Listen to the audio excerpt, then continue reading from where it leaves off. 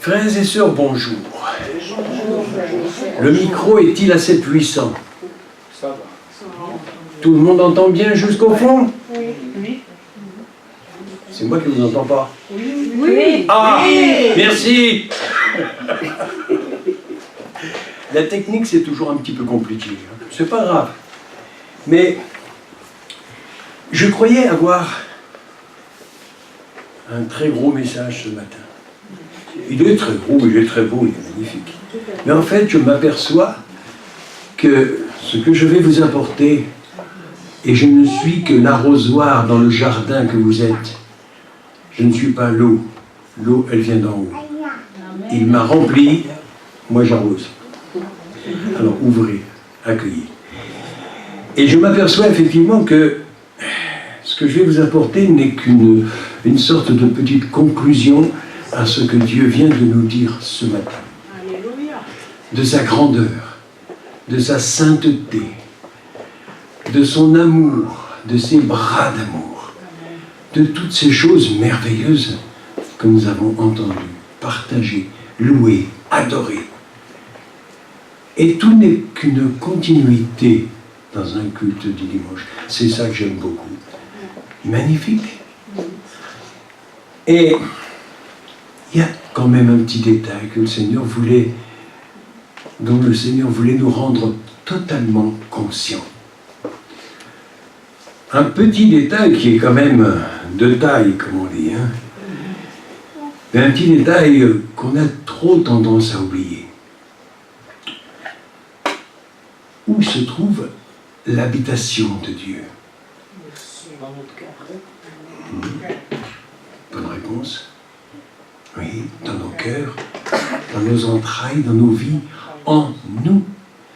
Ne sommes-nous pas les pierres vivantes de l'édifice que Jésus est en train de bâtir depuis 2000 ans et quelque chose? Son Église, son Église. Et nous en sommes les pierres. Mais, avant de vous donner quelques-unes des références, j'en ai beaucoup, je pourrais les faire après, et je vous encourage tous et toutes à approfondir toujours. Prenez des notes. Ceux qui voient la vidéo, revoyez la vidéo. Ceux qui n'ont pas la vidéo chez eux, prenez des notes et replongez dans le thème qui est abordé du matin. Et vous allez voir, c'est d'un enrichissement. Si je devais tout vous donner, il n'y en a que 2 feuilles et demie, mais ça prendrait jusqu'à ce soir. Hein. C'est tellement grand, c'est tellement beau. Et tout d'abord, quelques réflexions que le Seigneur m'a données et que je vous apporte. Ce que le Seigneur veut nous enseigner ce matin, nous l'ignorons bien souvent. Alors, rappelons-nous ceci, essentiel. L'ignorance de ces choses n'est pas un péché. Et ça n'engage aucune responsabilité. Ignorer quelque chose, ni ignorer, ni naissancer, ignorer la loi. Oui. Mais personne ne peut la connaître entièrement. Et aucun des textes de loi ne nous oblige à la connaître complètement. Heureusement, hein. Mais la loi de Dieu, la parole de Dieu, la parole, elle est tellement grande que nous ne pouvons pas toutes la connaître non plus. Mais Dieu ne nous tient pas rigueur du tout et ne le fera jamais d'ignorer quelque chose dans son enseignement. C'est vrai qu'il répète des choses depuis des milliers d'années, il répète des choses que tous nous n'avons pas tout mémorisé et surtout mis en pratique. Mais par contre, en contrepartie, la connaissance d'une parole de Dieu, d'un enseignement de Dieu, implique la joie, le bonheur de la connaître, mais une immense responsabilité dès que nous la connaissons. Ça, je m'en étais rendu compte depuis bien longtemps, mais là encore plus avec cette partie-là. Ignorer ce que le Seigneur veut nous dire ce matin, ça devient un péché, à partir du moment où nous le connaissons.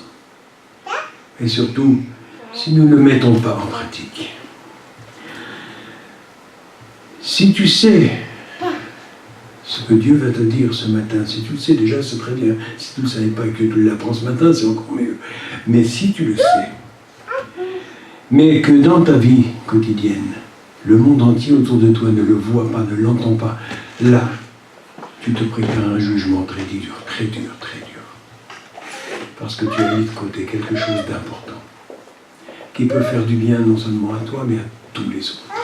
Tous ceux qui nous entourent, même ceux qui ne connaissent pas du tout Dieu et sa parole, même ceux qui ne le connaissent pas, qui ne l'ont jamais rencontré,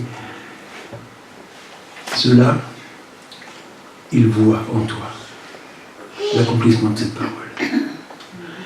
Alors, la première référence que j'ai, c'est dans le premier livre des Rois, chapitre 8, versets 27, 28, 29 et 30.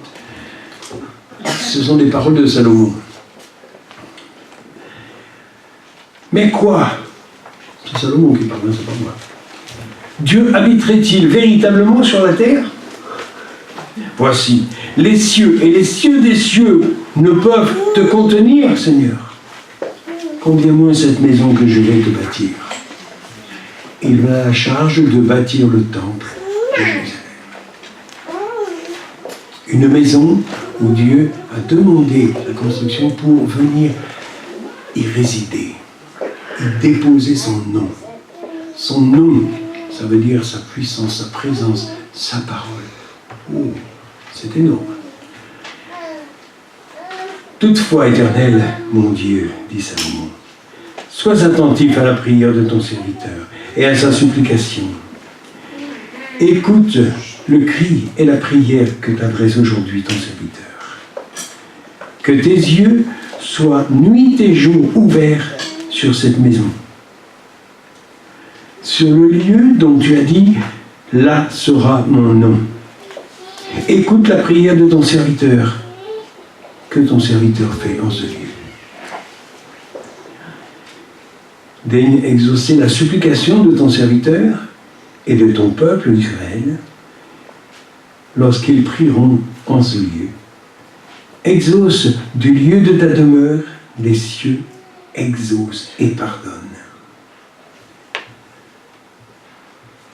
Dieu ne vient pas seulement avec ses petites valises pour résider dans la maison, pour y prendre des vacances, simplement pour être là.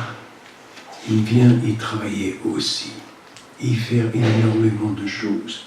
Vous voyez, il va exaucer nos prières, il va exaucer et il va pardonner. Et le pardon, on vient d'en entendre parler. Dans sa demeure, voilà ce que Dieu a décidé de faire. Ici, nous parlons du temple de Jérusalem dans l'Ancien Testament. Dans l'enseignement de Jésus, dans le Nouveau Testament, ça devient un peu différent, mais plus grandiose encore, plus imposant, vraiment imposant. Je me suis senti vraiment très très petit quand j'ai lu ces textes, et toute la série en plus.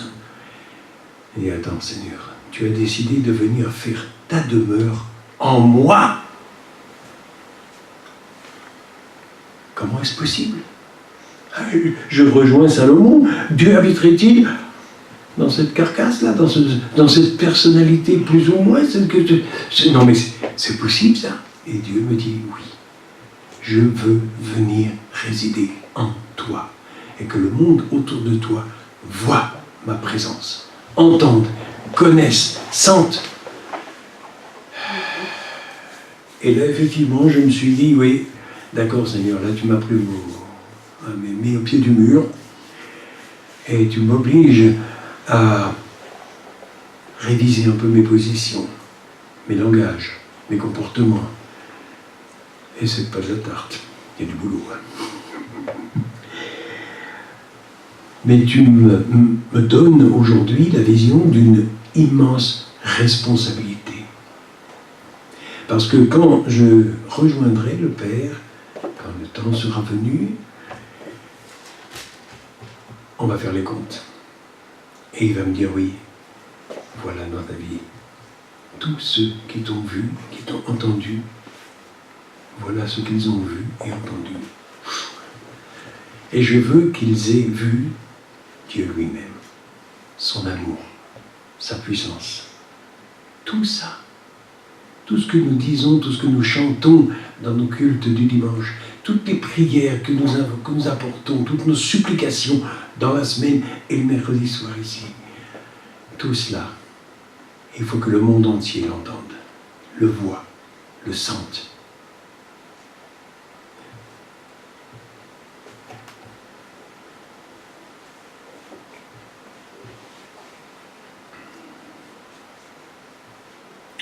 Dans Ésaïe 66, au premier verset, « Ainsi parle l'Éternel, le ciel est mon trône, la terre est mon marchepied. Quelle maison pourriez-vous me bâtir? Et en quel lieu me donneriez-vous pour demeure ?» Toujours dans cette pensée de notre ami Salomon, quelle demeure pourrions-nous donner à un Dieu si grand? Nous l'avons loué ce matin, nous l'avons adoré, nous avons chanté et nous avons entendu déjà quelques-unes de ses paroles. Nous avons en vision la dimension de ce Dieu, l'immensité de notre Sauveur et de notre Père. Lui qui a créé toutes ces choses, parce qu'il le dit un peu plus loin dans le prophète Ésaïe aussi. C'est moi qui ai créé tout cela. Tout ce que vous voyez, tout ce que vous entendez, tout ce que vous sentez, tout ce que vous touchez, tout ce que vous vivez, c'est moi qui l'ai créé. Avec quel matériau allez-vous construire une maison pour moi, pour que je puisse, moi, y habiter, y résider, venir y faire mon œuvre? Laissez-moi entrer dans votre vie. Laisse-moi entrer dans ton cœur. Parce que c'est moi qui l'ai créé. J'en connais la grandeur. Toi, quand tu le regardes, tu le vois grand comme ça. Peut-être un peu plus, peut-être un peu moins. Mais moi, je le vois immense. Je le vois grand, parce que je le vois éternel. Oui, c'est vrai que Dieu nous a créés, et il nous a tous créés, esprit, âme et corps. Et il nous a créés esprit et âme éternelle. Alors bonjour à ceux qui s'imaginent qu'après leur décès, il n'y a plus rien, c'est fini, La parole de Dieu ne nous dit pas ça du tout, hein. Loin de là. Tout n'est pas fini. Nous savons tous que, bien sûr, quand le temps sera venu, nous allons nous trouver face à face, nez à nez, les yeux dans les yeux, avec le Père et son Fils. Certains le verront comme juge, d'autres comme sauveur. Il n'y a pas trois options, il n'y en a que deux. Et c'est ici que ça se choisit. C'est maintenant. Est-ce que je veux faire de ce Dieu hyper puissant sa demeure en moi, mettre sa demeure pour répandre sa puissance, son amour, sa tout? Ou est-ce que je veux rester à l'écart? À l'écart, à la sortie, ça ne va pas être drôle. Et ça va être difficile, mais éternellement difficile. Ça, c'est plus difficile à gommer, comme on dit. Hein. On s'imagine beaucoup, nous autres enfants de Dieu, que ce que sera notre vie éternelle auprès du Père, dans l'immensité du jardin. Ça va être beau, ça va être grand, il n'y aura pas de maladie, il y aura rien. Non, que du bon, rien que du bon. Mais de l'autre côté, alors attention, hein, il va faire chaud.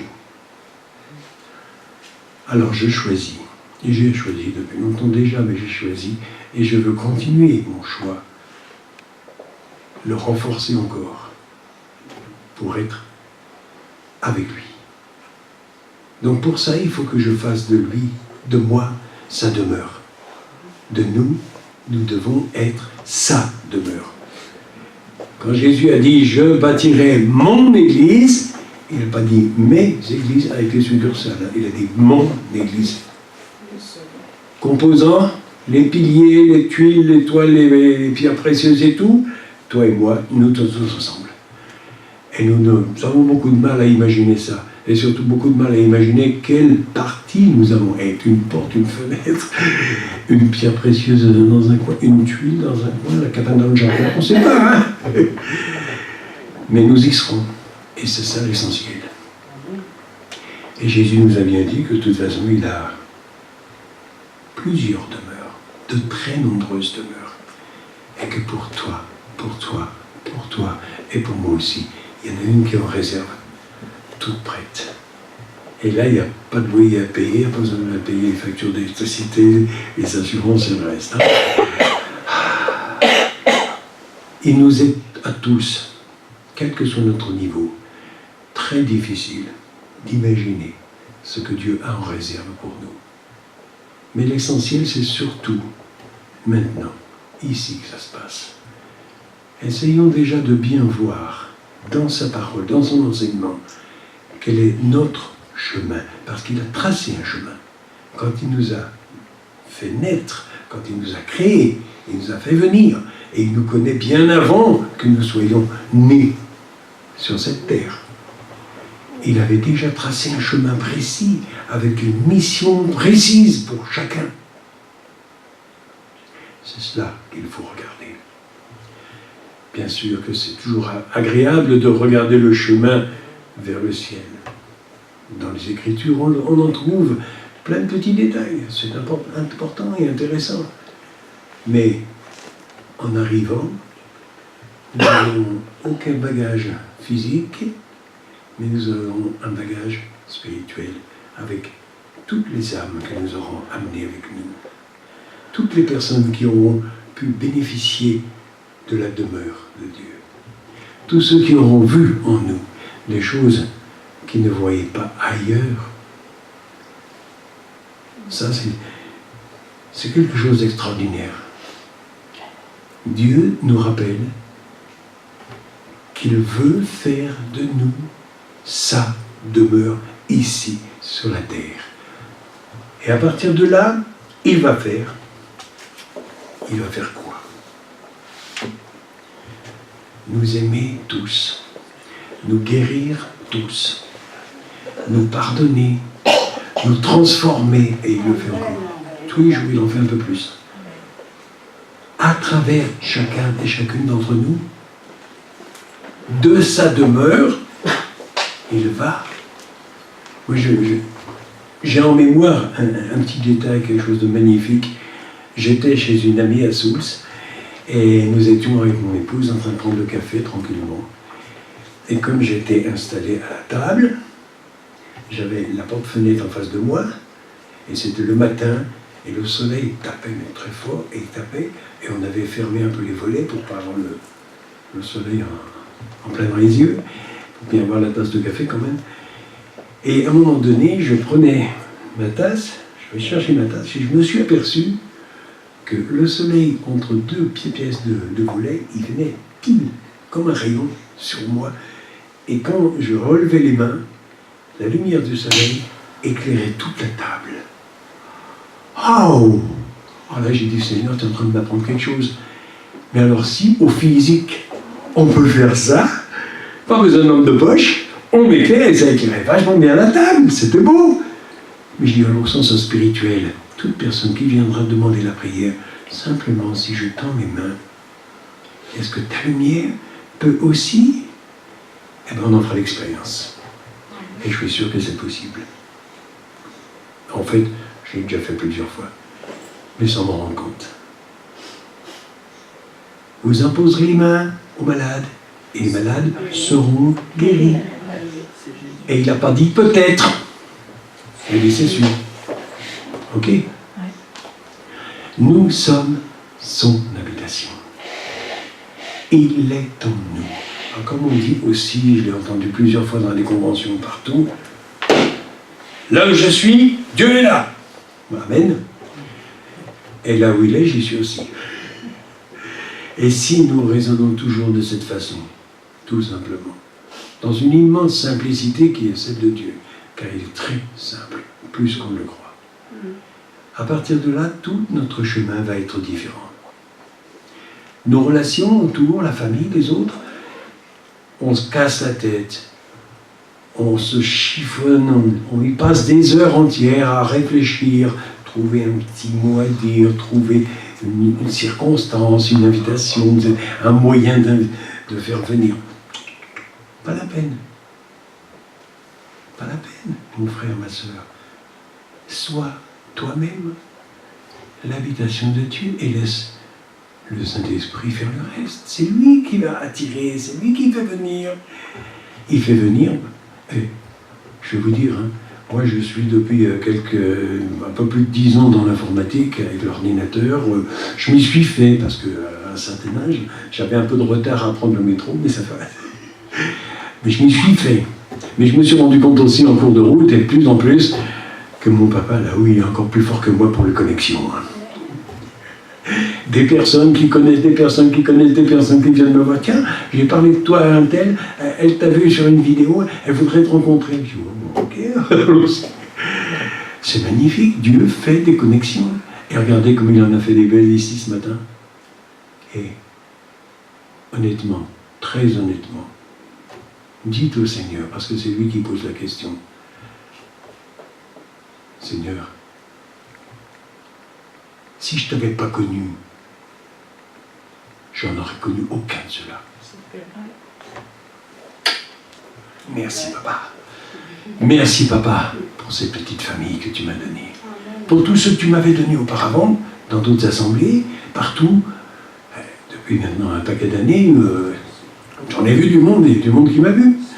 Ce qui fait que maintenant j'arrive à un niveau, comme beaucoup de frères et sœurs, des pasteurs et autres, hein, par exemple, il n'y a pas que les pasteurs, hein, heureusement d'ailleurs, il faut du boulot pour tout le monde. Hein. Mais j'arrive à ce niveau où, quand je rencontre du monde, ah, bonjour Michel, tu te rappelles de moi? Excuse-moi, là c'est... Non, sincèrement, non, honnêtement, je ne peux pas te dire oui pour te faire plaisir, non, je ne me rappelle pas. Alors, rafraîchis-moi la mémoire. Parce que, à force de voir beaucoup de monde, ça fait une sacrée foule. Hein. Mais c'est réjouissant de voir comme le Seigneur concocte bien ses plannings. Il fait ça d'une façon tellement belle. Et ça nous dépasse toujours, même ici dans cette petite assemblée. Regardez bien et observez toujours de plus en plus le déroulement d'un culte du dimanche. Vous verrez tout ce qui se passe, les diverses personnes qui participent, tout ce qui se fait, tout s'imbrique. Tout comme un engrenage d'une boîte de vitesse. Tout prend sa place. Et on s'aperçoit que le Saint-Esprit a utilisé l'un ou l'autre, l'une ou l'autre, en son temps, à son moment, pour le même objectif, avec le même message. C'est magnifique. Bon, c'est tellement magnifique que quelquefois, quand je prépare un message, je dis, Seigneur, qu'est-ce que tu as à me donner? Il me donne. J'arrive le mercredi soir à la réunion de prière. La personne qui prend la réunion de prière me sort 2 ou 3 des versets que j'avais déjà sur ma liste. Et souvent, comme ça, c'est pareil. Des pensées qui viennent et qui reviennent. Et le Saint-Esprit place ses paroles et ses pensées sur plusieurs qui sont comme des pièces d'un moteur. Chacun sa place, chacun sa fonction, chacun son heure, mais toujours le même esprit qui agit et qui parle. Merci Seigneur, parce que tu parles tellement bien. Tellement bien. Et tu nous donnes à chacun une puissance de parole aussi éblouissante. J'ai connu dans mon jeune temps un évangéliste, Fernand Legrand. Vous l'avez peut-être connu, Fernand Legrand. Au début, c'était un petit rouquin, un Belge. Il était... il ne pouvait pas placer un mot devant l'autre. Impossible. C'était une grosse maladie pour lui. Et quand le Seigneur lui a demandé de prendre la parole pour apporter sa parole, il était tout... Il se dit, c'est pas possible, comment je vais... Et puis, il a fait toute une carrière d'évangéliste. d'une puissance extraordinaire en mettant chaque mot à sa place sans jamais bégayer. Le Saint-Esprit l'avait transformé. Et lui utilisait, lui, à sa façon. Et il le fait pour chacun de nous. Essayons, les uns et les autres, nous qui prenons souvent la parole, essayons de nous imaginer en train de faire ce que nous faisons aujourd'hui, par exemple, 10 ou 15 ans avant. J'aurais jamais essayé, moi. Moi, il y a seulement 10 ou 15 ans, on m'a demandé de me donner la parole dans un réunion. J'ai dit, il faut que je prépare ça au moins 3 semaines avant, moi. L'Esprit fait à travers chacun de nous. Dieu a fait pour nous des choses merveilleuses. Il a fait de nous des personnes nouvelles. Il a fait en nous des choses puissantes. Et il fait par nous encore plus, autant qu'il en faut. Non seulement les quelques personnes que nous sommes ce matin, mais ceux qui verront la vidéo par la suite, ceux qui en entendront parler, ceux qui dans nos familles que nous représentons ici vont en entendre parler, et ainsi de suite. On ne peut pas imaginer le résultat des courses. On ne peut pas imaginer, et c'est très bien d'ailleurs, parce que nous serons encore plus émerveillés quand nous arriverons au bout du chemin et que le Seigneur nous dira « Tu as parlé à cette personne, oui, celle-là a parlé à ça, et regarde maintenant la foule qui est derrière. Et si je multiplie par le nombre de personnes que je t'ai fait rencontrer, voilà ce que ça donne. Et à chacun de nous, la même chose. Ben, on va être sérieusement nombreux là. Heureusement qu'on aura l'éternité pour voir tout le monde.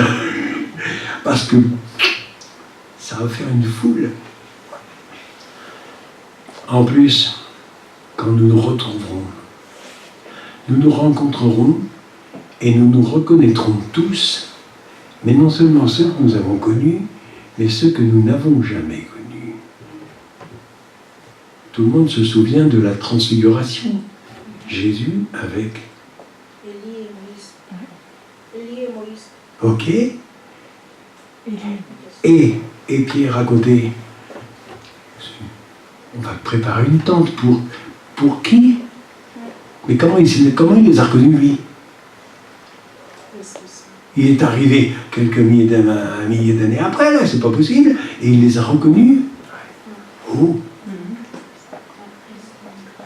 Parce qu'il était dans le nuage de gloire. Là, il est en plein dedans. Donc il avait la même vision qu'il est maintenant, là où il est. Et nous aurons aussi une vision bien plus parfaite. On n'aura plus besoin de lunettes. Chouette. Et là, nous verrons des tas de gens. Et tiens, Jean-Baptiste, c'est comme si je t'avais vu hier. C'est comme si on s'était rencontrés déjà en allant faire des courses. Et puis, Ésaïe, ça alors. Et tous ces personnages, Pierre, Jacques, Jean, André, Philémon, et toute la bande. Waouh! Et eux, quand ils nous rencontreront, ils disent « Bonjour Michel. » Non mais tu m'as connu, moi? Oui. Bon. Eh ben dites donc. Hein? Ça vaut quand même le coup de venir avec Dieu, de venir avec Jésus, hein, et de rentrer dans cette immense maison qu'est l'Église, dans ce jardin merveilleux. Ça en vaut le coup. Parce que là, il y a des surprises hyper agréables. Et c'est pas pour rien que le Seigneur il a dit que ça va durer l'éternité, parce qu'il le faudra. Hein. Et l'éternité, on m'a déjà dit, hein, très souvent, on m'a dit, attention, c'est très long, surtout vers la fin. Notre Dieu est un Dieu d'amour, qui ne manque pas non plus d'humour d'ailleurs. Soyez tous bénis dans le nom de Jésus. Et je ne dis pas que Dieu vous bénisse. J'ai perdu cette habitude depuis longtemps, hein, parce qu'au début je disais comme beaucoup, que Dieu te bénisse, et le Seigneur va les bénir. Et non, tu les bénis. Bénissez-vous les uns les autres. Donc, je vous bénis au nom de Jésus. Amen. Gloire à notre Dieu et à sa parole. Et pour ceux qui veulent la suite des notes, parce qu'il y en a un paquet, vous me le dites, je vous les recopie et je vous les fais parvenir. D'un enrichissement. Amen. Amen. Amen.